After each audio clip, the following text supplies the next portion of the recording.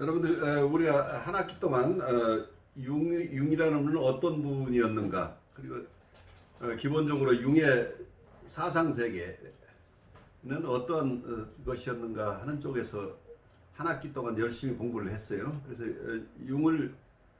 융의 인간적인 면모나 이분의 어떤 분석적인 전문가적인 어떤 어프로치, 그리고 영성적인 어프로치, 이런 걸 종합적으로 융이라는 분을 융이라는 분을 잘 이해하기 위한 어떤 기초 작업들을 한 학기 동안 했었는데, 이번 학기에는 실제 정신분석, 융이 분석 심리학이라고 얘기했던 융이 애널리티컬 사이칼러지라고 얘기를 하죠. 융의 분석 심리학이 보통 프로이디안 사이코애널리시스와는 전혀 다른 발달 과정을 겪어왔어요. 그래서 원래 정신분석이라고 하는 프로이드가 세운 정신분석의 울타리에 있다가 융이 이 울타리를 벗어나서 융의 독자적인 이론을 세우게 되면서 융은 정신분석학이라는 용어 대신에 분석심리학이라는 용어를 사용하게 된 거죠. 그래서 역사적으로 서로 다르게 발전해 왔기 때문에 프로이디안 라인 쪽에서는 융을 가르치지 않고, 또 융 쪽에서도 프로이드 이론을 그렇게 잘 가르치고 있는지 저는 잘 모르겠어요. 하지만 독자성은 더 중요하게 생각하겠죠. 그래서 어떠면은 서로 다르게 발전해 온 이 두 개의 정신분석의 큰 흐름들을 저는 이 두 사람뿐만이 아니고 정통 프로이디안 이론으로부터는 정신분석이라고 잘 이해받지 못하고 있는 다른 이론, 다른 학파의 정신분석까지 다 통합해내는 작업이 정신분석을 살찌우는 작업이 아닌가 하는 생각을 하고 있어요. 그래서 제가 분석심리학이라는 용어를 쓰지 않고 융의 정신분석이라고 제가 저희 학과목을 그렇게 결정했던 이유가 융을 정신분석가로서 받아들이고 싶어 하는 내 마음이에요. 그래서 융이 정신분석의 본류로부터 벗어났다고 하기보다는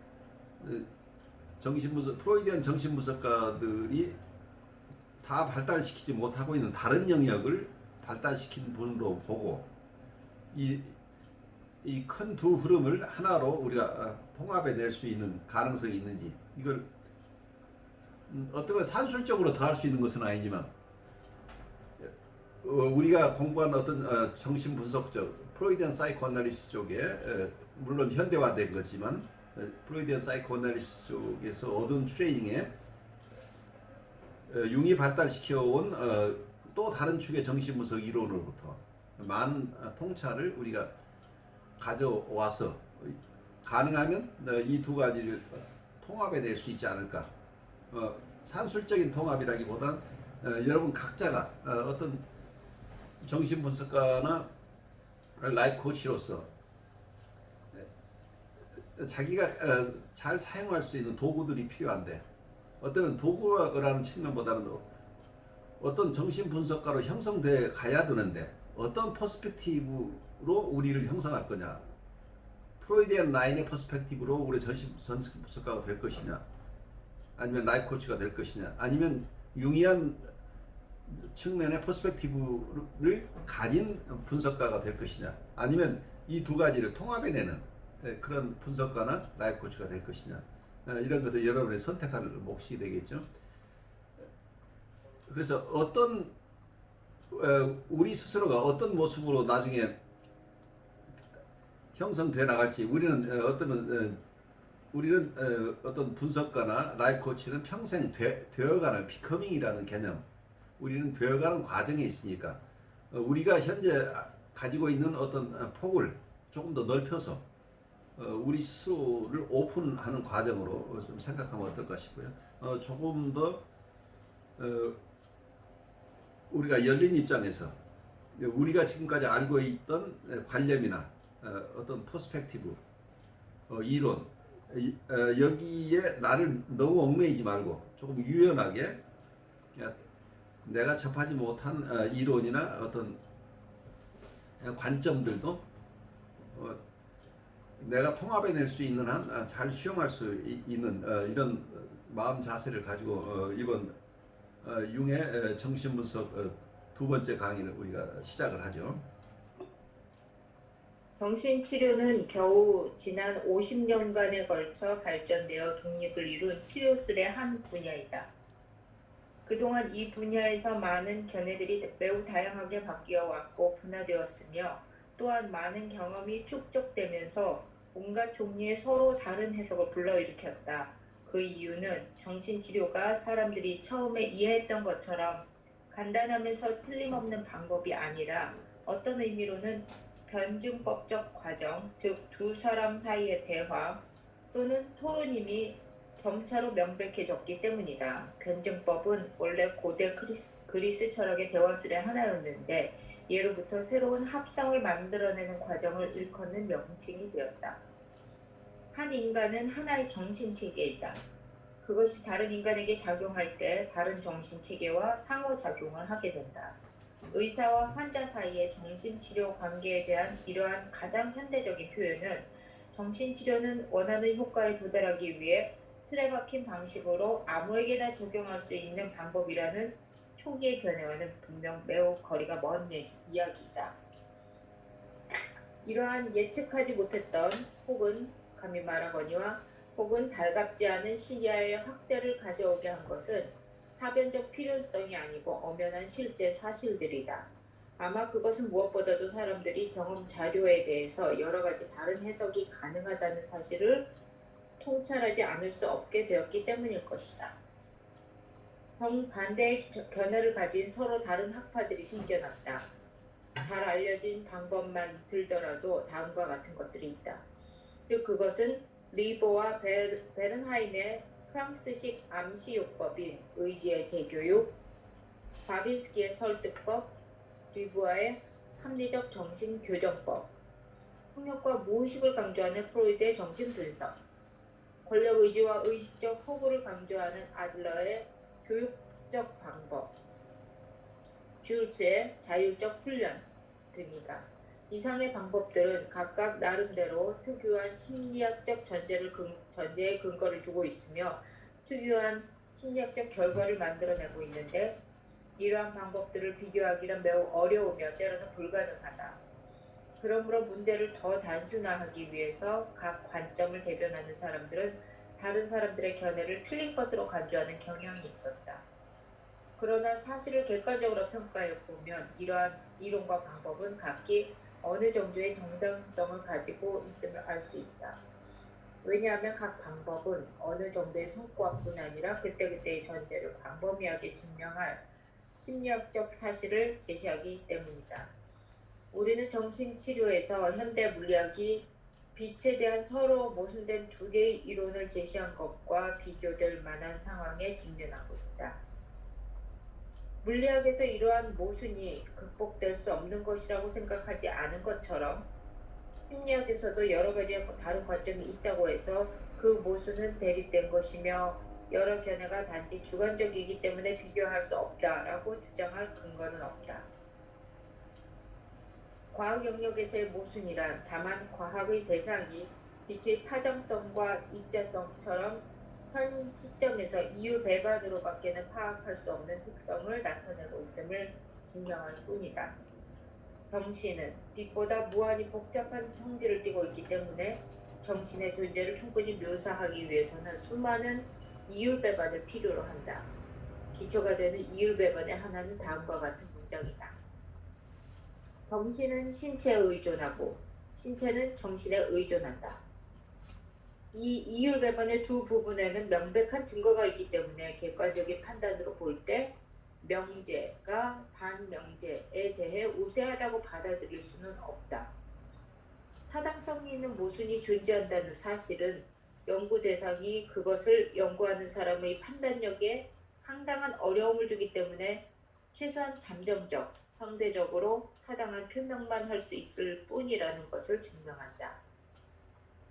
즉, 이 표명은 연구 대상이 어떤 종류의 정신체계와 연관되는지를 제시하는 범위에서만 타당하다. 이리하여 우리는 변증법적 표명에 이르게 된다. 그것이 말하고자 하는 바는 정신적 영향은 두 정신체계의 상호작용이라는 것이다. 정신체계의 개별성은 무한히 다양하기 때문에 상대적으로 타당한 설명 또한 무한히 다양하게 생겨난다. 만약 개성이 전적으로 특수하다면, 다시 말해 한 개인이 다른 개인과 전적으로 다르다면 과학적으로서의 심리학은 존재할 수 없을 것이다. 즉 심리학은 해결될 수 없는 주관적 견해들의 혼돈으로 이루어질 것이기 때문이다. 그러나 개성은 다만 상대적이므로, 즉 인간의 동형성과 동류성에 비해 다만 보조적인 것이므로 이러한 보편타당한 설명, 곧 과학적 확인이 가능하다. 그러나 이러한 설명은 다만 비교될 수 있고 통계적으로 파악될 수 있는 동형의 정신체계의 부분에만 관계되는 것이지 그 정신체계의 개별적인 것, 이례적인 것에 관계되는 것은 아니다. 심리학에서의 두 번째 기본적 대극은 개별적인 것은 보편적인 것에 대해 아무 의미도 없고 보편적인 것은 개별적인 것에 대해 아무 의미도 없다는 말이다. 다 알다시피 코끼리는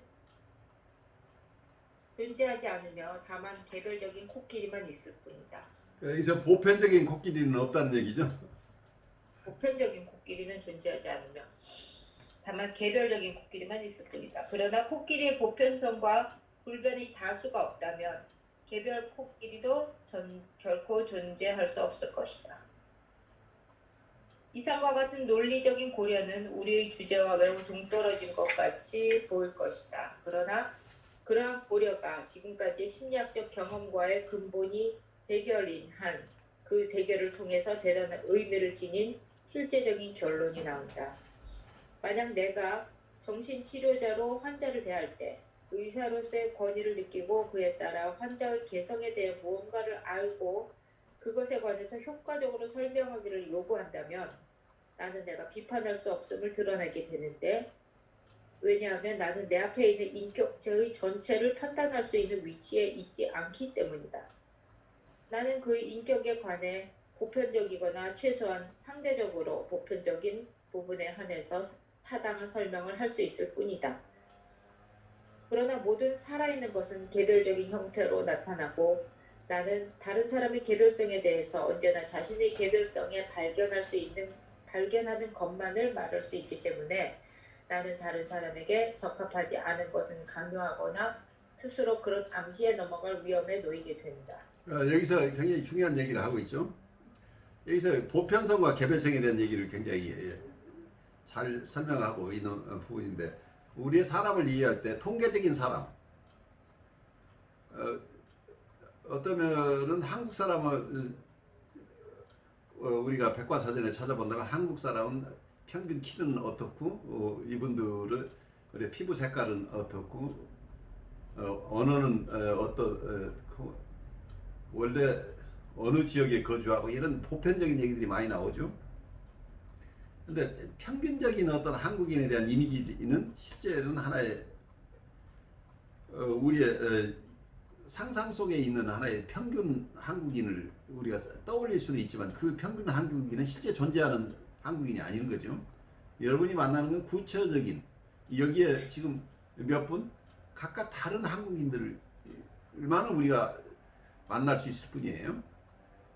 근데 우리가 어떤 일반 이론을 가지고 사람을 대하게 되는 경우에는 원래 한국인은 이래야 되는데 당신은 한국인의 이러한 점에서 한국인 편견에 못 미쳐. 그래서 이건 고쳐야 되겠어라고 내가 처방을 한다고 한다면, 한국인의 키는 160인데 당신은 170이야. 그럼 당신 키를 좀 낮춰야 되겠어 라고 하는 것하고 똑같은 거죠. 어떤 특성들이 일반적인 보편적인 어떤 특성들이랑 하나의 통계학적인 일반 보통 우리가 사회학 쪽에서 보는 인간에 대한 이해와 정신분석이 보는 이해가 크게 다른 게 이런 거죠. 사회학으로 본다면 보통의 어떤 사람을 연구할 때도 사람이라는 것은 이런 거야 라고 일반적인 사람에 대한 이론이 사회학이라고 보이죠. 근데 우리는 구체적인 인간에 대한 탐험을 한다는 얘기예요. 개별적인 인간에 대한 탐험. 그런 점에서 서로 크게 다른데, 만약에 우리가 보편에 의지한다고 한다면 우리가 여기에서 우리가 내담자를 만날 때 우리가 굉장히 이분에게 우리가 생각하는 어떤 이상적인 마음의 상태, 당신은 이러이러한 마음을 가져야 돼 라고 이분에게 가르칠 수 있겠죠. 그래서 우리가 가진 것으로 우리가 생각하고 있는 것을 상대방에게 강요하는 이런 입장을 우리가 가질 가능성이 굉장히 높은데, 우리가 만나는 대상은 한 사람 한 사람이 이 세상에서 유일무이한 존재라는, 그래서 통계학으로 잡아낼 수 없는 독특한 인간이라는 얘기죠. 구체적인 살아있는 대상을 내가 만나고 있는데, 이 사람을 만나면서 이 사람에 대해서 어떻게 이해하는가도 이것은 나의 주관성을 통해서밖에 이해할 수 없죠. 이 같은 사람을 만나면서도 내 동료 선생님은 이분에게 굉장히 불안이 많다고 그러는데, 나는 이분을 만나면서 이분은 참 희망을 많이 가진 분이에요 라고 난 느낄 수 있어요. 그래서 나의 주관성, 나의 어떤 주관성 속에서 이분을 난 파악할 수밖에 없다는 거죠. 그리고 이분도 우리가 생각하는 일반적인 사람이 아니라 구체적인 대상이라는 얘기. 그래서 이 관계에서 우리가 정신분석에서 사람을 만난다고 하는 건 이 두 개의 정신체계가 만난다는 얘기죠. 두 개의 정신체계인데 우리가 어떤 의사로서의 권위 혹은 분석가나 라이프 코치로서의 권위를 가지고 당신의 삶은 이렇게 사는 게 좋아. 당신은 이럴 때는 불안해할 이유가 없고 오히려 희망으로 이걸 받아들이면 좋지 않겠어요? 왜 부정적인 생각을 멈추시고 긍정적인 생각을 하세요? 라고 우리가 얘기할 수 있다는 얘기예요. 그런데 그것은 어떤 내가 가진 어떤 주관적인 것인데, 이것을 내담자의 특수한 상황 속에서 내담자는 내가 하는 얘기를 어떻게 받아들일지 전혀 알 수 없는 미지의 대상이에요. 그래서 분석의 과정이라고 하는 것은 어떤 면에서는 어느 일방이 다른 일방에게 강요하는 게 아니고 변증법적인 과정이라고 본 부분은 굉장히 탁월한 견해죠. 현대에 와서 상호 주관적 정치분석을 어떤 융이한 쪽이라기보다는 정신분석 전반적으로 관계적인 측면이 드러나면서 상호 주관적인 정신분석이 현대에 와서 굉장히 중요하게 느껴지고 있죠. 그래서 전통적 이고 사이클로지스트와 하나의 또 중요한 하나의 영역을 차지하고 있는 게 현대에 와서 릴레이셔널한 퍼스펙티브를 가진 인터서브젝트 사이코애널리시스나 릴레이셔널 띠어리라고 하는 것들이 상호 주관적이라는, 이런 관계적인 측면을 융이 이미 잘 알고 있었다는 얘기죠. 그래서 변증법적인 관계라고 이해하고 있는 것, 현대에 와서 많은 정신분석가들이 지금 공부하고 있는 인터서브젝티브한 그리고 릴레이셔널한 측면들을, 물론 프로이디안 이론 쪽에서도 일찍이 대상관계 이론이 또 발달하죠. 그리고 미국에서 대인관계 이론이 발달하면서 이런 관계적인 측면을 프로이디안 라인 쪽에서도 크게 발달되어 왔어요.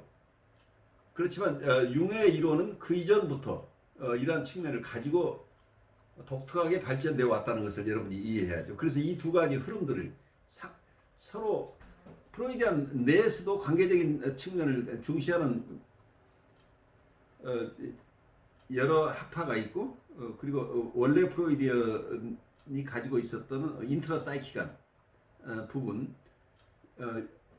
그래서 심리 내적인 연구를 중시하는, 그리고 이고 사이칼리지적인 측면, 이런 쪽에 그런 쪽을 더 중시하는 이런 경향이 프로이디안 사이코애널리시스 내 여러 학파들 간에도 이런 서로 다름들이 드러나고 다양한 학파로 발전하고 있는데 원래 프로이드와 하나의 대극을 이루고 있는 융의 이론 속에서는 처음부터 이 관계성 이론이 주류를 이루고 있었다는 거예요. 그런 점에서 서로 발전을 각각 다 의미 있게 다른 부분에서 발전해 온 거죠. 이 두 가지가 다 서로 버릴 것들이 아니고 인트로사이킥한 부분과 그리고 릴레이션하는 부분은 어떤 면에서는 한 현상을 다른 쪽에서 보는 거예요. 인트로사이킥한 것은 대상 관계를 전제로 하고 있다고 하는 대상 관계는 또 인트로사이킥한 어떤 내적인 세계를 전제로 하고 있기 때문에 이 어느 측면에서 정신 분석을 보느냐이기 때문에 서로 다른 게 아닌데 우리는 너무 오랫동안 서로 이 퍼스펙티브가 다르면 다른 학파에서 서로 같지 않다고 하는 차이점을 너무 드러내고 그렇게 인식하면서 오랫동안 발전해 오지 않았나 싶은데 현대에 와서 조금 더 통합적인 움직임들이 많이 일어나고 있는데 우리 ICC에서는 일반적인 경향보다 훨씬 더 좀 급진적으로 이 통합하는 작업을 저는 하고 싶어 해요. 그래서 여러분은 어느 것이 정통이고 비정통이고 이걸 떠나서 정신분석의 다양한 학파들이 가지고 있는 좋은 점들을 나에 맞게 소화하는 작업들을 함께 해나갔으면 좋겠어요. 그러므로 내가 개별적인 인간의 정신치료를 하고자 하는 한 좋든 싫든 간에 모든 권위, 영향을 주고자 하는 마음이나 내가 더 잘 안다는 온갖 마음들을 포기해야만 한다. 어쩔 수 없이 나는 서로의 소견을 비교하는 변증법적 방법을 택해야만 한다. 이것은 다른 사람이 나의 존재로 인해 제약받지 않고 그의 소견을 완전히 표현하는 기회를 갖도록 해줌으로써 가능하다. 이러한 표현을 통해 그의 정신세계는 나의 정신세계와 연결되고 내 고유의 정신체계 속에서 어떤 작용이 일어나게 된다. 이러한 작용이 내가 개인적인 관점에서 정당하게 환자에게 내세울 수 있는 유일한 것이다.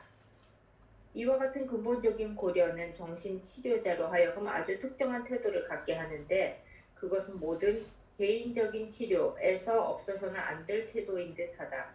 왜냐하면 그것만이 과학적으로 책임질 수 있는 것이라 생각되기 때문이다. 이러한 태도에서 벗어난 것은 모두 암시요법을 뜻한다. 암시요법의 기본 원리는 개별적인 것은 보편적인 것에 대해 아무 의미도 없다는 것이다. 암시요법은 다른 사람이 개성에 관해 알고 있거나 해석할 수 있다고 주장하고 적용하는 모든 방법을 포함한다. 마찬가지로 원래 기술을 중시하는 모든 방법이 암시요법에 속하는데 여기에서는 하나하나의 대상이 모두 같은 종류라는 것을 전제로 한다. 개인이 중요하지 않다는 명제가 사실인 한 암시적 방법이나 기술적 방법, 이론적 가정은 어떤 형태로든 가능하며 성공을 보장하기도 한다. 예를 들어 크리스천 사이언스, 정신치유 등 의학적, 종교적으로 영향을 주는 여러 가지 기법 외에도 이루 헤아릴 수 없는 많은 주의들이 여기에 해당된다. 심지어 정치운동까지도 대규모의 정신치료라고 당당히 주장할 권리가 있다. 전쟁의 발발이 많은 강박 신경증을 치유해 주었고 기적이 행해졌던 장소는 태고적부터 신경질적 상태를 사라지게 하였는데 이와 마찬가지로 크고 작은 민중운동도 개인에게는 치유적인 영향을 끼친다. 이러한 사실을 가장 탁월하게, 가장 간단하게 표현하고 있는 것은 원시인의 관념, 즉 소위 만화설이다. 만화는 보편적으로 널리 퍼져 있는 의료 또는 치유의 힘인데 이것은 사람이나 동식물을 풍요롭게 하며 추정이나 메디슨맨을 마술적으로 강하게 만든다. 레만이 증명한 바와 같이 만화는 비상하게 영향력 있는 것, 특히 깊은 인상을 주는 것과 같은 뜻이다. 그러므로 원시적인 수준에서 무엇이든지 인상 깊은 것은 바로 의인 것이다. 100명의 수제가 모이면 하나의 얼간이가 된다는 것은 다 아는 사실이다. 그러므로 덕망과 재능은 근본적으로 개인적인 특질이지 대중에게 어울리는 것이 아니다. 여기서 아주 재밌는 얘기를 하고 있죠. 100명의 수재가 모이면 하나의 얼간이가 된다는 거죠.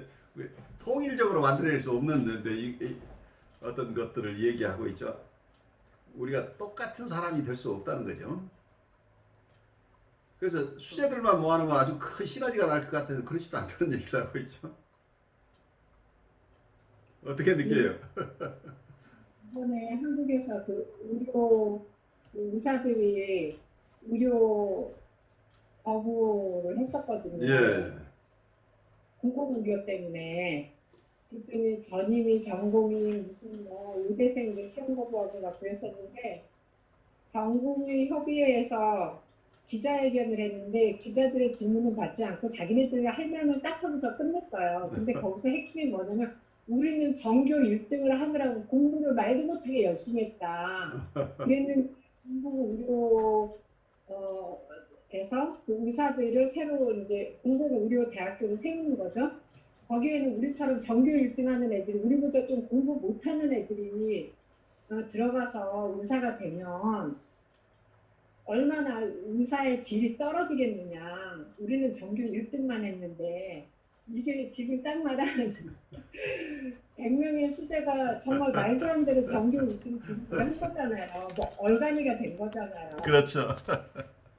전교 1등 해놓고 나머지는 전교 1등 다 안 한 사람들이 수준 빡빡인데 갑자기 그 생각이 났어요.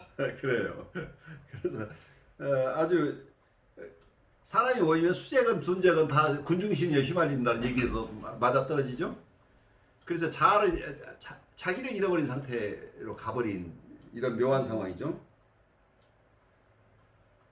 그래서 덕망과 재능은 근본적으로 개인적인 특징이라고 하는 것 여러분들 잘 새겨드려야 돼요. 여러분들 어떤 대중운동에 휩싸여서 여러분의 인격이 성장하기를 기대하는 건 무리예요.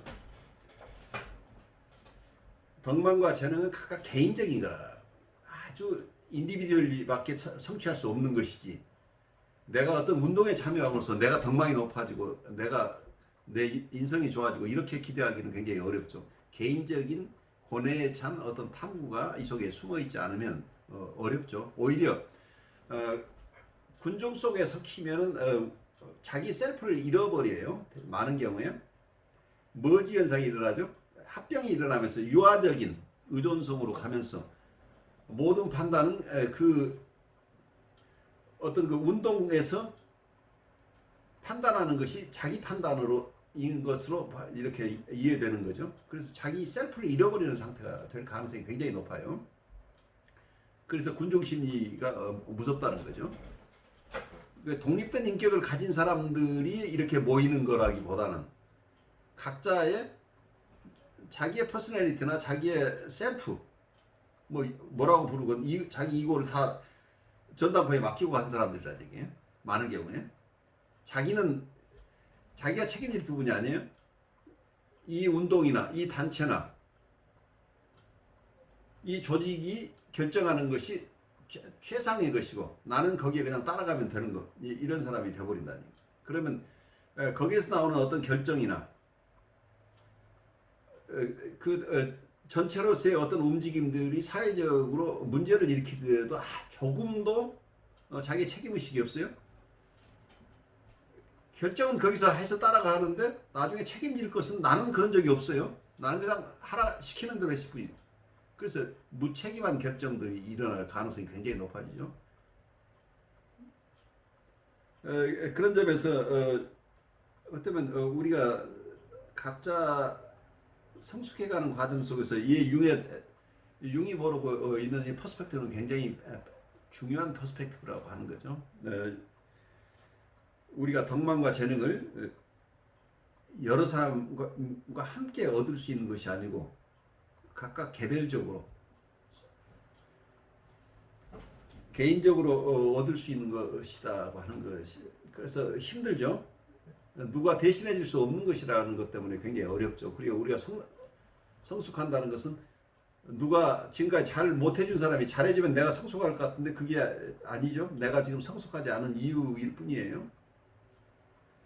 많은 경우에 방어적인 거죠. 자기 성숙을 보통 신경증이라고 하는 게 자기가 자기 삶을 책임지지 않는 패턴이라고 하는 거죠. 그 속에는 자기는 성장하고 싶지 않은 욕구라는 얘기예요. 어른이 되고 싶지 않은 욕구가 깔려 있는 게 많은 신경증 환자의 경향이라는 얘기예요. 그래요. 그 다음으로 가면서 보죠. 사람이 무리를 짓게 되면 항상 군중심리에 휩쓸리는 경향이 있기 때문에 그들은 맹목적으로 떼지어 다니는 무리가 되기도 하며 또한 폭도심리에 휩쓸려서 분별 없는 잔인성이나 히스테리적인 감상주의에 빠지게 된다. 대중들은 원시적인 특성을 갖기 때문에 기술적인 방법으로 다루어야만 한다. 기술적으로 타당한 방법, 즉 보편적으로 효과가 있다고 인정되고 믿어지는 방법이 아닌 것으로 집단 인간을 치료하려는 것은 기술상의 오류이다. 이런 의미에서 예전의 최면술이나 좀 더 이전의 동물자기설은 기법상 이론의 여지가 없는 요즘의 정신분석이나 또는 원시사회의 메디슨맨의 부적 치료와 근본적으로 같은 효과를 거두었다. 그것은 모두 치료자가 당시에 어떤 방법을 믿느냐에 달려있다. 그 방법에 대한 그의 믿음이 결정적인 것이다. 만약 그가 실제로 그것을 믿는다면 그는 환자를 위하여 진지한 태도와 인내로서 최선을 다할 것이며 이러한 자발적인 노력과 헌신은 집단이 정신적 영토가 도달할 수 있는 만큼 치유작용을 한다. 그러나 그 한계는 개별적인 것 대 보편적인 것의 이율배반에 의해서 확정된다. 이러한 이율배반은 철학적인 기준일 뿐만 아니라 심리학적 기준도 된다. 왜냐하면 많은 사람들이 주로 집단적인 뿐 아니라 집단적인 것에 불과한 것이 되려는 특별한 야망을 갖고 있기 때문이다. 이것은 세간에서 행해지고 있는 교육의 모든 경향과도 일치한다. 그것은 개성과 무법성을 동의어로 취급하려고 하는 것이다. 이러한 수준에서는 개인적인 것은 무엇이든지 열등한 것으로 평가되어 억압되고 있다. 그러므로 이런 단계에서의 신경증은 또한 심리적 병독으로서 개인적인 내용과 경향을 나타낸다. 잘 알려져 있다시피 보편적인 것은 개별적인 것과 비교할 때 아무런 의미가 없다는 안티테제에 근거하여 개성을 과대평가하기도 한다. 그러므로 임상적이 아닌 심리적인 관점에서 볼 때 우리는 정신신경증을 두 집단으로 크게 나눌 수 있다. 즉 개성이 미발달된 집단적인 성격을 띤 사람들로 이루어진 부류와 위축된 집단적인 적응을 하는 개인주의자들로 이루어진 부류이다. 이에 따라서 치료 태도도 달라진다. 그 까닭은 신경증적인 개인주의자들이 자기 마음속에 있는 집단 인간을 인정하고 집단적인 적응이 필요하다는 것을 인정하지 않고서는 건강해질 수 없다는 것은 너무나도 명백하기 때문이다. 그러므로 그를 집단적으로 타당한 진실의 수준으로 낮추어 주는 것이 올바른 일이다. 다른 한편 정신치료자는 경험을 통해 집단적으로 잘 적응된 사람들이 있다는 사실을 알고 있다. 그들은 건강을 지키기 위해 이성적으로 필요한 모든 것을 가지고 있고 또 그 모든 것을 가지고 있으면서도 아픈 사람들이다. 그런 사람들을 정상화시키려고 하는 것, 즉 일반적인 수준에 맞추려고 하는 것은 아주 큰 잘못이다. 그런데도 그런 어리석음을 자주 범하고 있다. 그렇게 함으로써 경우에 따라서는 그들 속에 있는 모든 발전 가능한 개성을 말살한다. 우리가 서론 부분의 개요에서 논의한 바와 같이 개인적인 것은 이례적인 것, 예측할 수 없는 것, 해석할 수 없는 것이기 때문에 이 경우 치료자는 그의 모든 가정과 기법을 포기해야만 했고 모든 방법을 피하는 태도를 취하면서 순수한 변증법적 과정에만 국한시켜야 한다. 이 지점에서 여러분들이 보시면 여러분들이 지난 학기에 공부했던 비운의 얘기가 생각나죠. 어떤 면에서는 우리가 몽상 속에 있어야 된다고 하는 레버리 단계에서 우리가 꿈꾸듯이 임상을 임해야 된다고 하면서 하는 얘기가 우리가 가진 기억이나 우리의 어떤 이해나 우리의 소망 이런 것을 다 내려놔야 된다고 얘기하고 있었죠. 비혼이. 그런데 이 비혼의 얘기는 이 융의 얘기하고 같은 얘기를 하고 있는 거죠. 그래서 서로 간에 어떤 교류가 있었는지 우리가 잘 드러나지 않지만 이런 같은 사고를 한 많은 분들이 있다는 것을 여러분들이 이해하면 좋겠어요.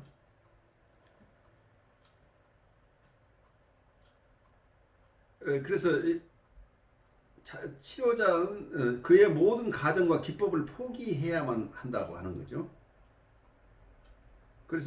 그래서 모든 방법을 피하는 태도를 취하면서 순수한 변증법적 과정에만 국한시켜야 된다. 이 얘기는 변증법적인 과정은 내가 가진 선입견이 아니라 내가 만나는 내담자와 내담자의 정신 체제와 나의 정신 체제, 내담자의 정신세계와 내 정신세계가 서로 만나면서 드러난 어떤 것들을 추구한다는 얘기죠. 이런 게 비혼의 오해 이론으로 발전하고 있는 어떤 근본적인 사고 방식들이죠.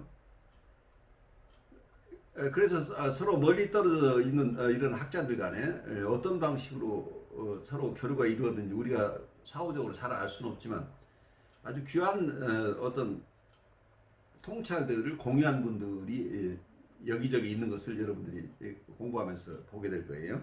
독자들은 내가 처음에 변증법적 방식이 정신치료의 가장 새로운 발전 단계라고 소개했음을 알고 있을 것이다. 나는 이제 내 말을 수정해서 이 방법을 제자리에 올려놓아야겠다. 이것은 다만 이전의 정신치료 이론과 실제를 계속 발달시킨 것이라기보다는 오히려 될 수 있는 대로 편견 없는 태도를 갖기 위하여 이전의 것을 완전히 포기하는 것을 말한다.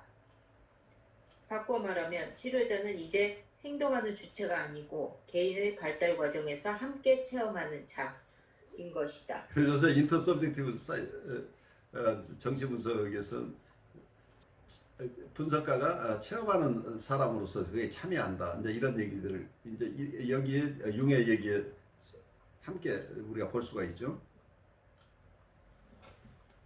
그 다음으로 가보죠. 나는 이러한 깨달음이 마치 하늘에서 곧바로 우리에게 떨어진 것처럼 저절로 이루어진 것이라는 인상을 주고 싶지 않다. 그것은 그 나름의 역사를 가지고 있다.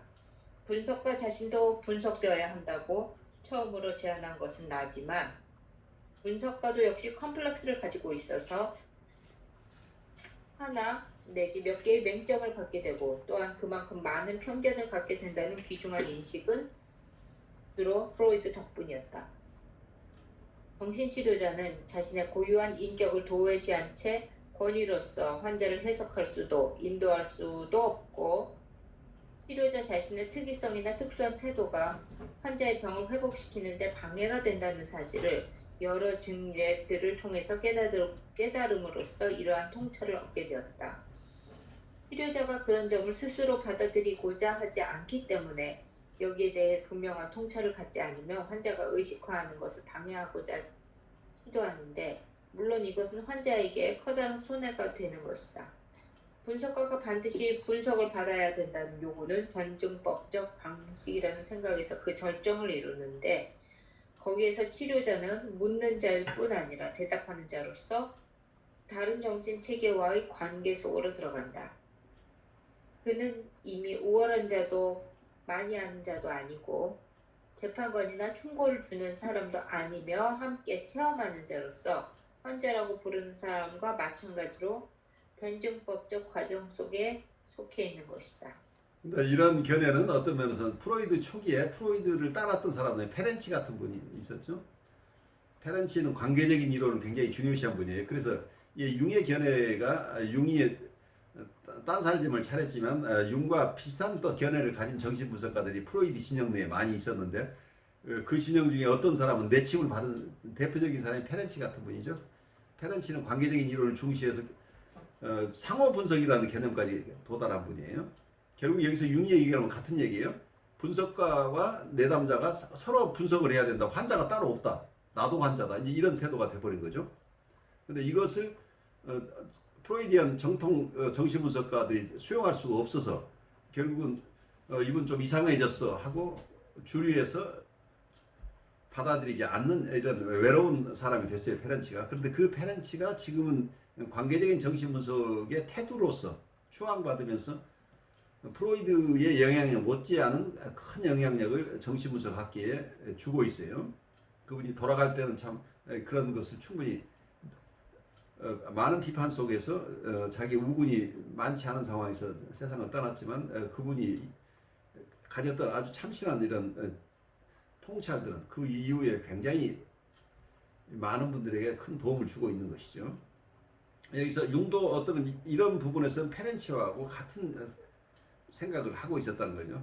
그러니까 프로이드가 너무 도그매틱한 말하자면 추장이 되어버린 거죠. 이 정신분석학계에 이분이 이걸 창설을 하다 보니까 자기 이외에 어떤 권위도 인정하지 않는 상황으로 가다 보니까 많은 천재들이 밖으로 나갈 수밖에 없는 상황이 된 거죠. 변증법적 방식이라는 생각을 갖게 된 또 다른 근원은 상징적 내용이 여러 가지로 다양하게 해석될 수 있다는 사실에 있다. 딜버러는 정신분석적 해석과 영묘한 해석으로, 나는 분석적, 환원적 해석과 합성적, 해석학적인 해석으로 구분했다. 이것이 무엇을 뜻하는지를 상징적 내용이 풍부한 원천의 하나인 부모상에 대한 이른바 유아적인 고착의 예를 들어 설명하려고 한다. 분석적 환원적 견해는 관심, 소위 리비도, 관심이 퇴행하여 유아적인 잔재로 거꾸로 흘러서 거기에 고착된다고 주장한다. 반대로 합성적인 또는 영묘한 견해는 발전할 수 있는 능력을 가진 인격 부분이 중요한데 이것은 유아적인 상태에 있다. 말하자면 아직 모태 속에 있다고 주장한다. 이 두 가지 해석이 모두 맞다고 볼 수 있으며 그것이 실제로 서로 다를 바 없다고 말할 수도 있다. 그러나 우리가 어떤 것을 퇴행적으로 해석하느냐, 전행적으로 해석하느냐에 따라 실제 치료는 엄청난 차이가 난다. 둘 중 하나를 정확히 결정한다는 것은 경우에 따라서는 쉬운 문제가 아니다. 심지어 우리는 이러한 의문의 직면에서 어떻게 해야 할지 모르는 경우가 많다. 틀림없이 한 가지로만 해석할 수 없는 본질적 내용이 존재한다는 확인은 이론이나 기법을 별 생각 없이 아무렇게나 적용하는 것에 문제점을 부각시켰고, 변증법적 방식의 치료법은 그것이 더 세밀한 것이든 더 조잡한 것이든 암시요법의 방식과 비교하는 데 기여해왔다. 그래서 어느 하나로 상담자가 나는 이걸 쓸실래. 그럼 그 방식으로 내담자를 대한다고 하는 게 무리가 될 가능성이 있겠죠. 그래서 내담자하고의 상호 교류 속에서만 확인될 수 있는 것이죠. 이분이 퇴행한 것인지 아니면 아직 미발달한 것인지. 이런 어쩌면 비슷한 것들, 이런 견해가 정신적인 사건을 이해할 때 하나의 인과적인 사건으로 이해하느냐, 또 하나는 목적성을 가지고 이해하느냐 하는 이제 이런 얘기들하고도 비슷한 것들이죠.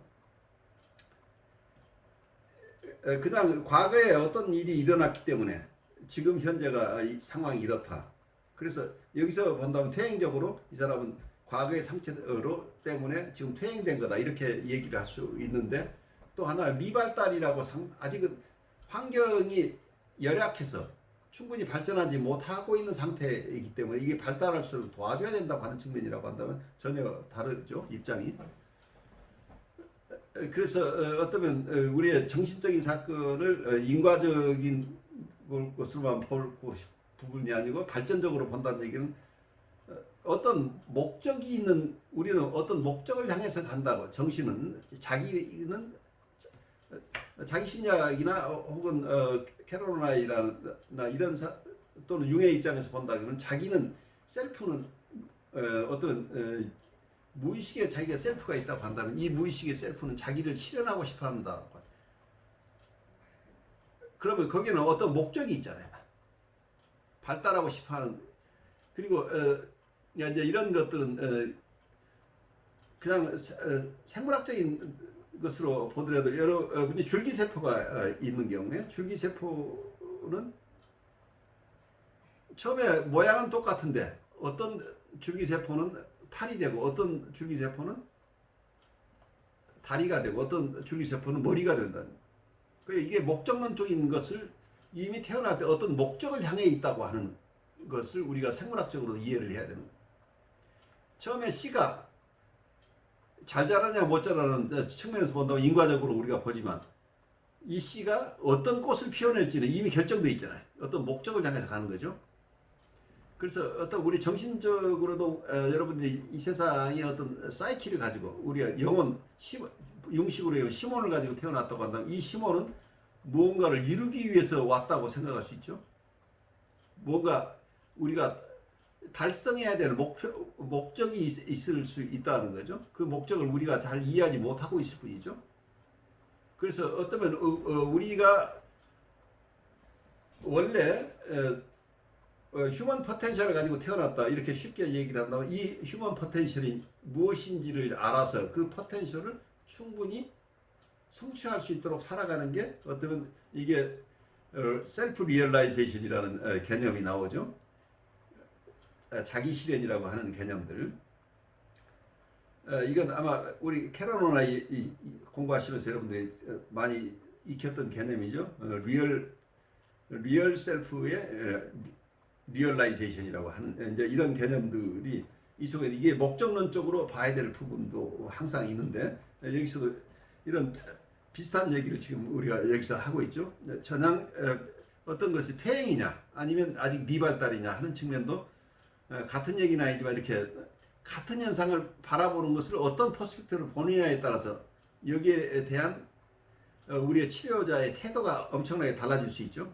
근데 그것을 어느 쪽으로 볼 것인가는 사실은 자기가 결정하는 문제가 아니고 내담자와의 변증법적인 어떤 대화 속에서 이게 밝혀져야 된다. 이제 이렇게 이해할 수 있겠죠. 질문이 있는데요. 네. 그 목적성이라는 게 사실상 어떻게 보면은 그 자기 자신에 있는 어떠한 그 이루고 싶은 그 욕망일 수도 있을까요? 아니면은 우리가 지금 이제 라이프 코칭이니까 그 인생을 좀 잘 살아보자는 그런 목적성이 있을까요?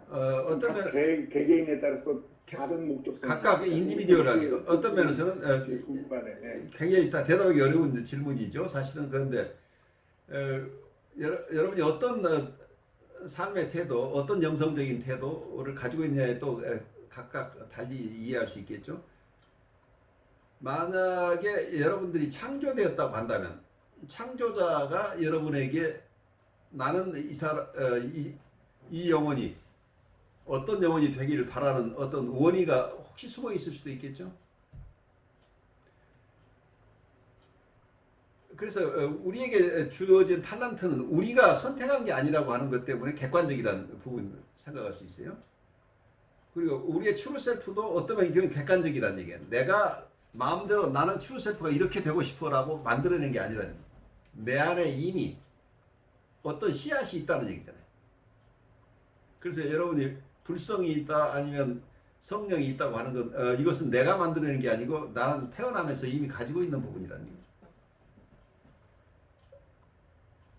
그런데 이런 관념들을 여러분들이 임상적으로 또는 영성적으로 어떻게 이해하는가는 여러분의 결국 인생관, 삶에 대한 태도와 연결되기 때문에 저도 여러분에게 뭐라고 얘기는 못해요. 이건 여러분들이 각자 소화해야 될 도전이에요. 좋은 질문이었어요.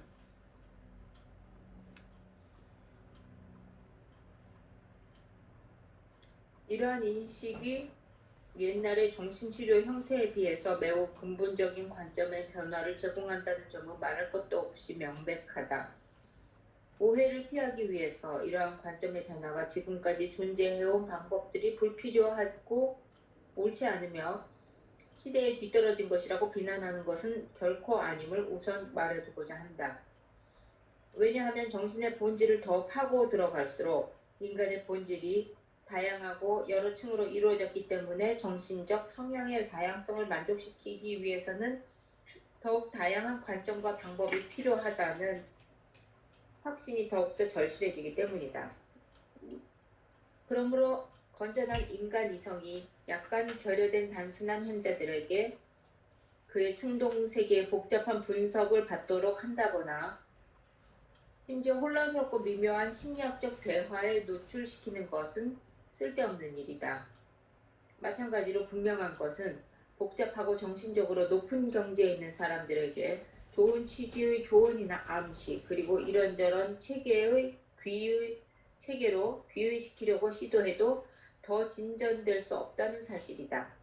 그러한 경우에 의사가 할 수 있는 최선의 방법은 치료자가 가진 모든 방법론적인 도구나 이론을 제쳐주고 치료자의 인격이 환자에게 길잡이가 되기에 충분하다고 확신하는 오직 이 사실에 대한 신뢰를 갖는 것이다. 동시에 치료자는 환자의 지능이나 감수성 또는 인격의 넓이와 깊이가 경우에 따라서는 자신보다 뛰어날 가능성에 대해서도 진지하게 고려해야만 한다. 자, 이 부분이 여러분들 사실은 역전으로 굉장히 많이 오는 부분이에요. 특히 굉장히 좋은 대학을 나왔거나 좋은 직장을 가지고 있는 사람 중에 자기애적인 환자들이 꽤 많이 있어요. 여러분들 임상에서 대할 때 굉장히 그로부터 오는 역전이들이 많은데 그 가능성 중에 이 사람이 가지고 있는 귀한 것들을 평가절할 가능성이 굉장히 높아요. 내가 알게 모르게 MB가 일어날 수도 있죠. 그래서 어쩌면 내담자에 따라서는 정서적으로 우리보다 더 풍부한 정서를 가지고 있는 분도 있어요. 어떤 어느 측면에서 이분이 결함이 있을 수 있지만 전반적으로 봐서는 기능도 굉장히 뛰어나고 여러 가지 정서적인 것도 많이 갖추었는데 어떤 특정한 분야에 이분이 힘들어하는 분일 수도 있고, 그래서 내담자가 나보다 더 훌륭한 사람일 수도 있다는 거. 그리고 도덕적으로 훌륭한 사람일 수도 있고 영성적으로 나보다 뛰어난 사람일 수도 있어요. 그래서 여러 측면에서 내가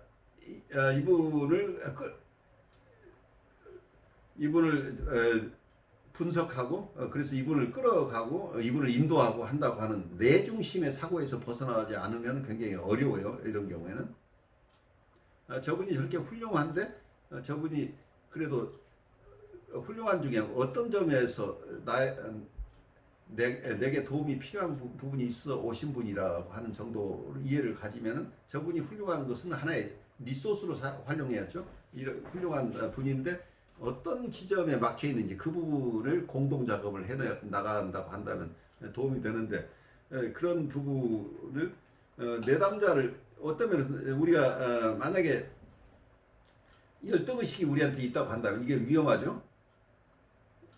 이분한테 내가 잘난 체 하고 싶은 욕구가 생겨버린다고 한다면 이때 역전이 액팅아웃이 나올 가능성이 있죠.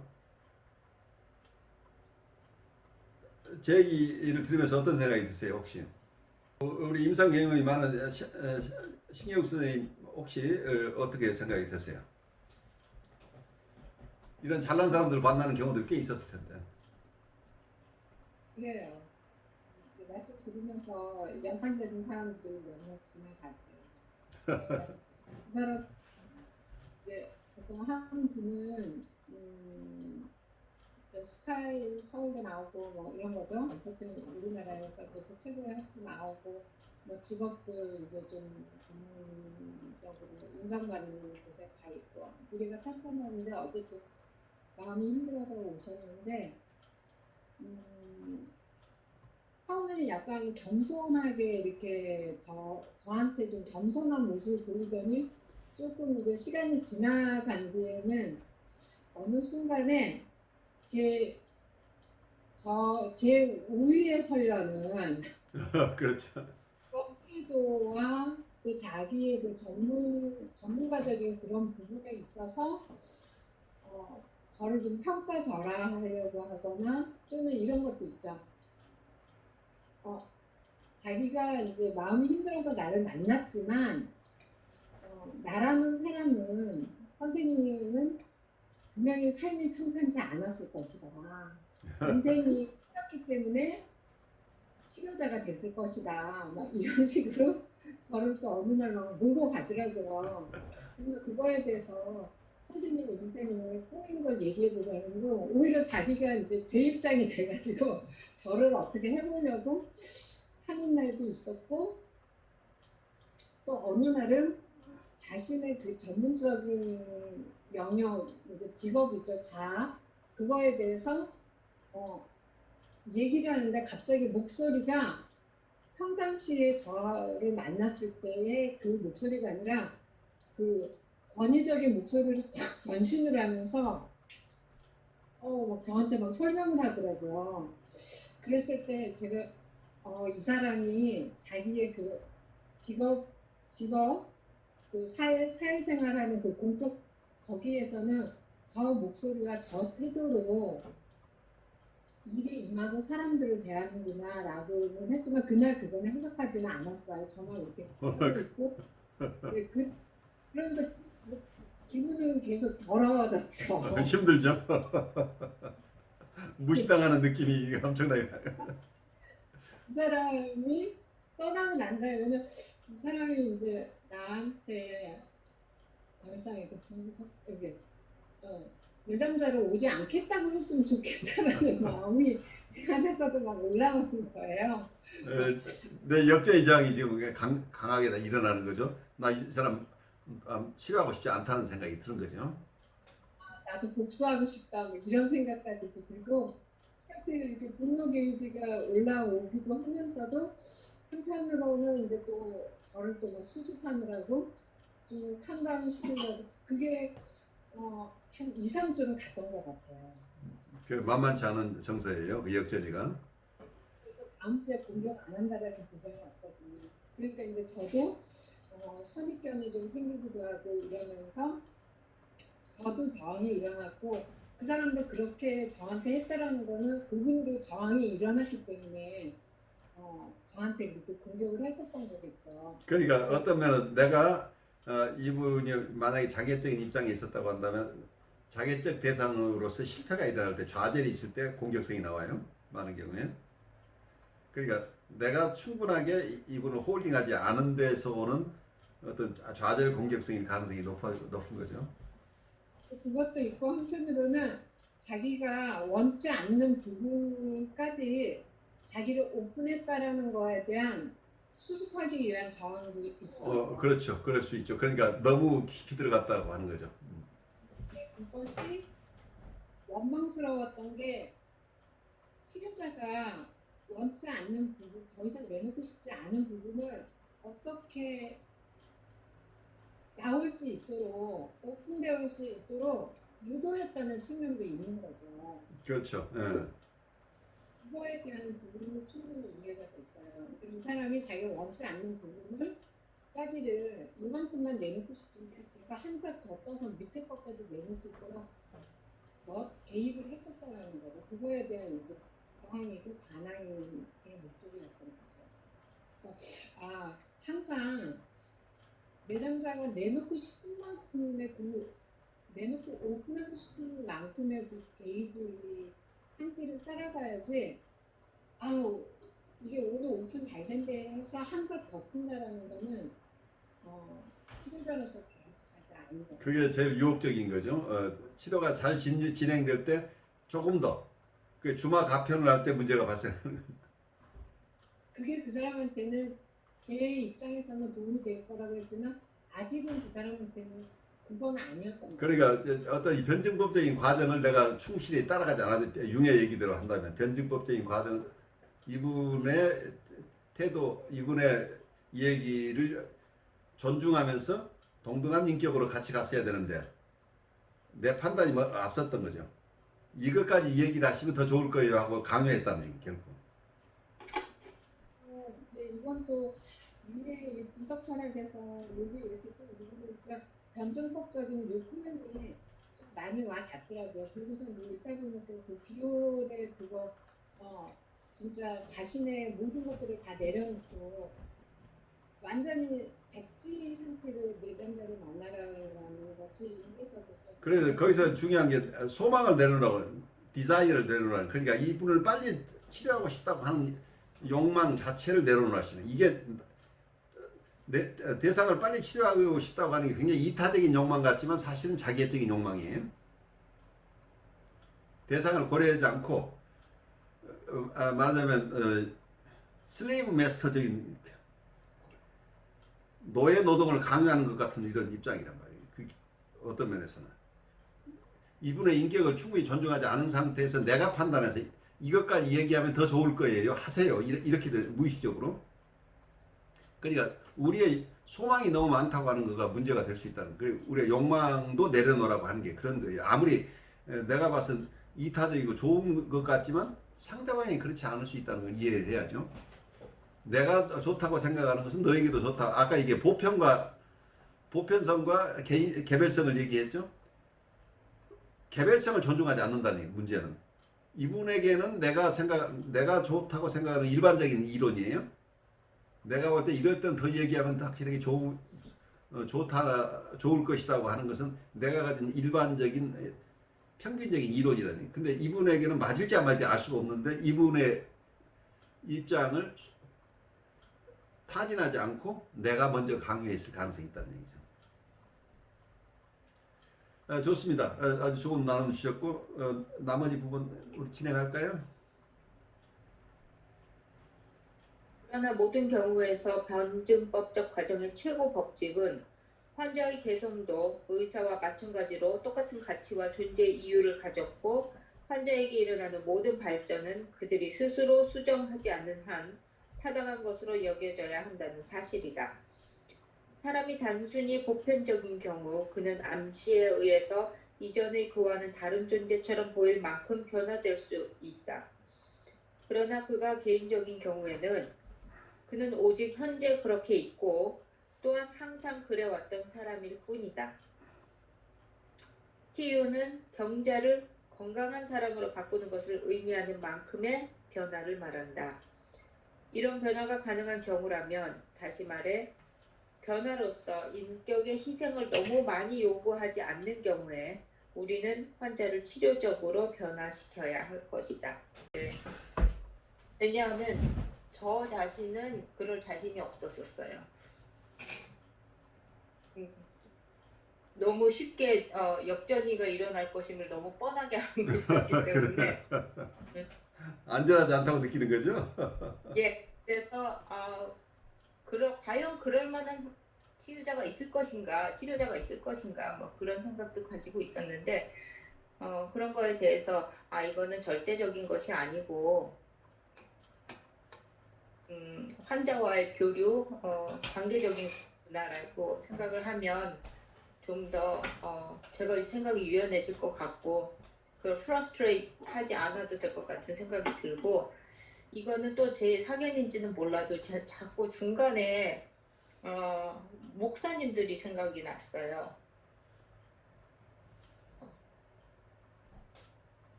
이 환자를 대할 때 그 치료자들이 본인의 그 디자이어를 다 내려놓고 환자를 대하는 것이 바람직하다는 그 측면에서 갑자기 목사님들도 그래야 하면 좋겠다는 생각이 순간적으로 지나갔고, 또 한편으로는 또 제가 예전에 경험한 분들 중에서 유난히 목사님들이, 그러니까 교역자들에게 굉장히 나약한 그 자세, 태도를 보이는 분을 경험한 적이 있어요. 그때 제가 의문을 가졌었는데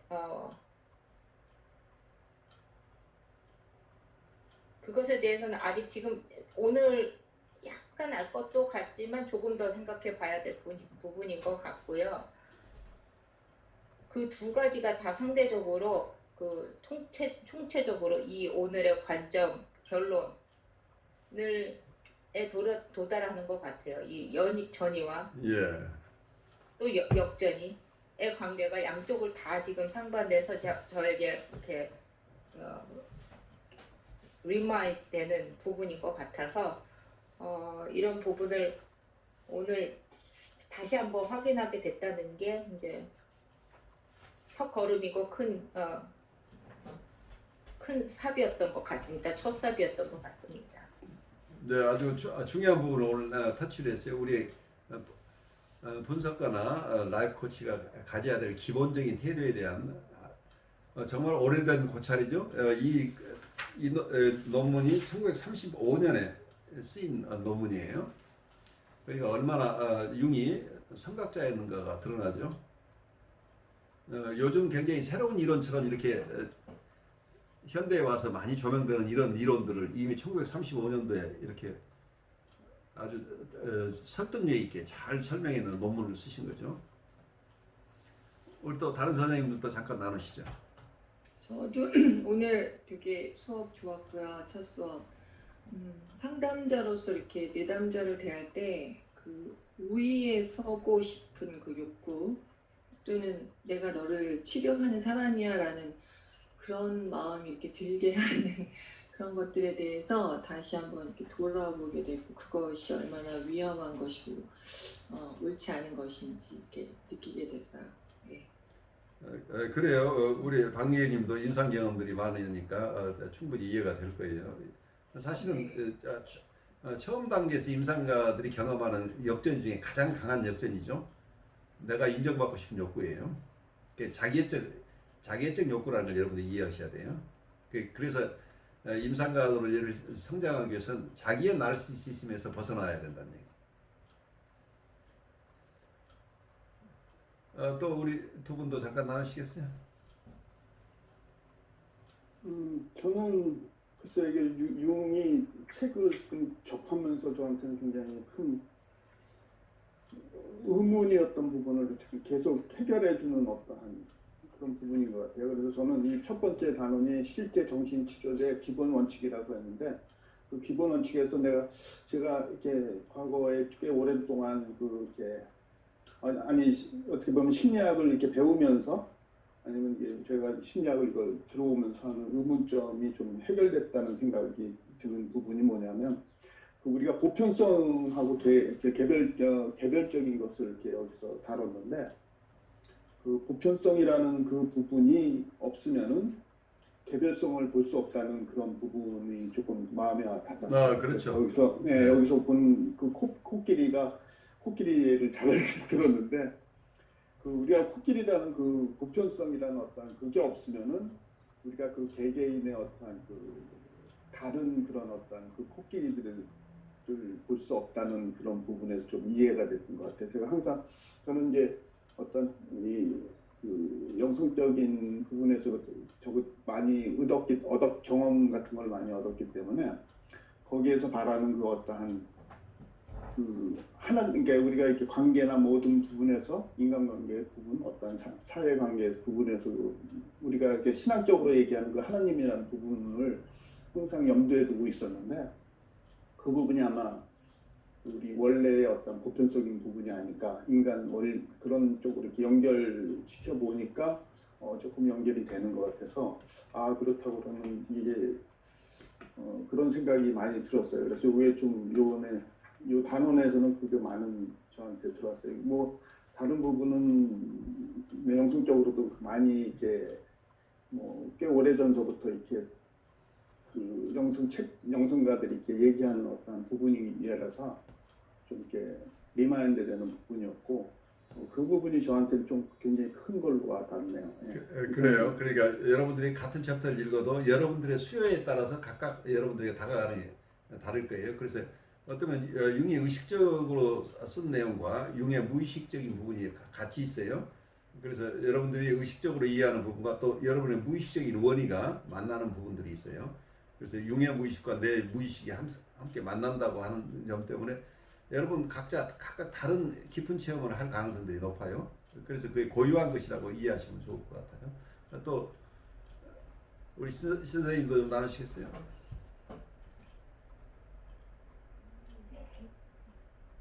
너무 오래 펼쳐서 읽어보니까 제가 이게 투트랙으로 막 이게 약간 쪼개져 있던 것들을 다시 이게 견주법적으로 정반합처럼 정과 반 했다가 이게 정신분석과 분석철학을 합으로 가려는 하는 것 같아요. 근데 이제 윤도 특별히 다른 말을 하지 않은 것 같아요. 그럼요. 정신분석에서 했던 부분들이나 이런 그리고 치료하는 데 있어서 어떤 기본 원칙 이런 것들은 뭐 언어적인 표현이 다르지 그냥 다 사람 하는 건 똑같구나 이런 생각을 좀 하게 됐어요. 그래서 뭐 지나봐야 알겠고 저도 이 책을 너무 오래전에 기억도 안 나는데 좀 읽다 보면 합의를 이루는 통합이 되는 부분이 있을 것 같고 융의 이 책을 제가 처음에 융 읽었었던 것이 그런 거 자기 실현이나 개성화 뭐 이런 부분에 되게 많이 끌렸었거든요. 주체적인 삶을 살아간다는 거. 근데 이제 그 주체적인 삶을 살아간다는 게 개성화라는 것이 그냥 집단에서 뚝 떨어진 개인이 아니라 집단 안에 있는 개인으로서 집단에도 융화되지만 한편으로는 나의 개성적인 부분을 유지하면서 살아내는 거 이제 그런 것으로 저는 이제 좀 되게 반가웠고 좋아서 이 책은 맨 처음에 20년 전에 읽었었던 기억이 있었거든요. 근데 그때는 융이 처음에 30대 후반부터 중년이라고 그럴 때 제 나이가 30대 후반이 되면 이거를 인정하고 싶지가 않았었거든요. 근데 이제는 50대 중반이 돼서 그러니까 그래 이제는 나의 노년으로 개성화를 가져가 자아 실현을 하면서 그래서 요즘은 다시 한번 그 개성을 가져온다든가 이런 부분에 대해서 요즘은 좀 많이 생각하고 있었거든요. 아주 여러분 나눈 아주 중요한 나눔들인데 결국은 우리가 임상을 이해하는 또 새로운 시각으로 이해하게 되고 또 우리가 성장해가는 과정, 우리의 인디비듀에이션, 우리의 개성화 과정들을 융을 공부하면서 우리가 함께 갈 수 있는 좋은 기회가 아닌가 싶어요. 이분이 가지고 있는 깊은 것들을 우리가 조금씩 더 우리가 친숙해지도록 한번 애를 써보죠. 우리 첫 시간 여러분들 애써 주셨어요?